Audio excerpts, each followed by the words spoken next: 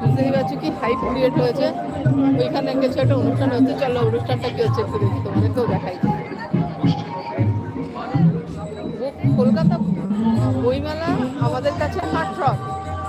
তো এই বইমেলা আসতে পারে সত্যি ভালো লাগে। দেখো এখানে বাউল গান হচ্ছে, তো এই বাউল গান তোমাদের শোনায়।